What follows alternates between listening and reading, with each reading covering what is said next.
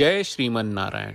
ए पर जे टिप्पणी हम करे जा रहल बा रामानुजदास श्रीमान गट्टू वेणुगोपाल स्वामी जी के द्वारा दिहल गयल बा। अध्याय 9 राजविद्या राजगुहम योग श्लोक 10। मयाध्यक्षेण प्रकृतिः सूयते सचराचरम् हेतुनानेन कौन्तेय जगद्धि परिवर्तते। ओम। गीताचार्य श्री कृष्ण परमात्मा अर्जुन समेत हमनी सबके राज विद्या राजगुहम योग सिखा रहल बानी। परमात्मा कहत बाड़न की अर्जुन ई सब प्रकृति हमार निर्देशन और देख रेख में काम कर रहल बा। हमार निर्देशन में ई प्रकृति सब चेतन और निर्जीव प्राणी के अस्तित्व में ले आवेला और ई तरह से सब जगत अस्तित्व में आ जाला। अर्जुन हमार इच्छा और निर्देश के अनुसार सृष्टि रखरखाव और विघटन के माध्यम से सब संसार में बदलाव होला। ई पूरा रचना हमार अध्यक्षता में काम करेला। साथ ही हमरा नेतृत्व और निर्देशन में प्रकृति जौना क्रम में सब जीव के अस्तित्व में ले आवेला ओ क्रम में हर जीव आपन पहले के कर्म के अनुसार आपन आपन शरीर में प्रवेश करेला। यही तरह श्री कृष्ण परमात्मा ई साफ कर रहल बाड़े कि उनका नेतृत्व में ई पूरा सृष्टि पैदा भैल बा और काम करत बा। यही से जब भी हमनी के ई अद्भुत सृष्टि देखनी जा ता याद रखे के चाहिए कि पूरा ब्रह्मांड श्री कृष्ण परमात्मा के निर्देश में काम कर रहल बा। आपन जीवन के सार्थक बनावे खातिर श्री कृष्ण परमात्मा आ श्रीमन नारायण के समर्पण करत घड़ी हमनी के श्री कृष्ण परमात्मा के वचन के ठीक और सही दोहरावे की कोशिश करी जा। जैसन बा। मयाध्यक्षेण प्रकृतिः सूयते सचराचरम् हेतुनानेन कौन्तेय जगद्धि परिवर्तते। श्रीमन्नारायण करिष्ये वचनं तव। श्रीमद् भगवत गीता का पूरा सार श्री कृष्ण परमात्मा ने अध्याय 18वें के श्लोक 65 से 70 में 8 काम करे खातिर दिले बाड़े। श्री कृष्ण कहले हम ओ लोगन से प्रेम करनी जो लोग इन 8 बातन के मान तारे। हम ओ भक्तन के हर तरह से रक्षा करब। श्री कृष्ण परमात्मा के द्वारा बोलल गईल संपूर्ण भगवत गीता सुनला के बाद अर्जुन कहले करिष्ये वचनम त्वा, जेके मतलब बा कृष्ण मैं वही करब जौन आप कही। यही कारण बा श्री कृष्ण अर्जुन के हर तरह के सफलता आ विजय प्रदान करेले। आई परमात्मा के आपन व्रत देई कि हमनी के ये 8 गौ कर्म के पालन करी जा। ई वचन परमात्मा के देवे से बड़न कौनो पूजा तपस्या यज्ञ नहीं।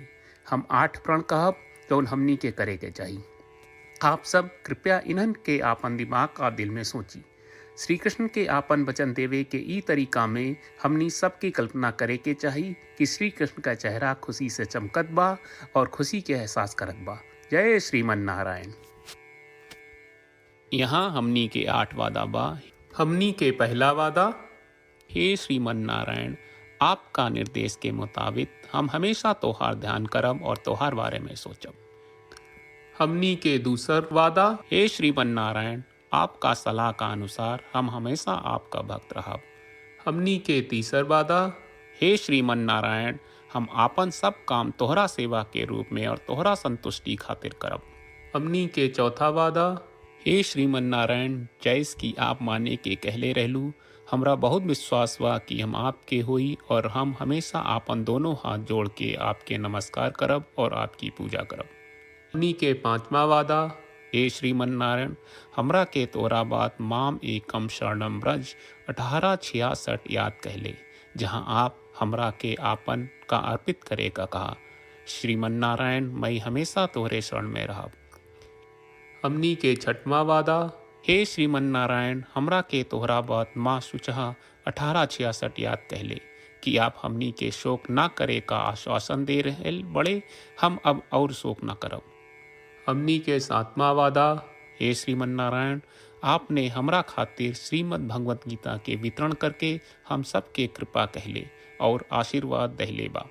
हम वादा करत बानी कि रोजाना कम से कम एक श्लोक पढ़ब या सुनब। हमनी के 8वां वादा।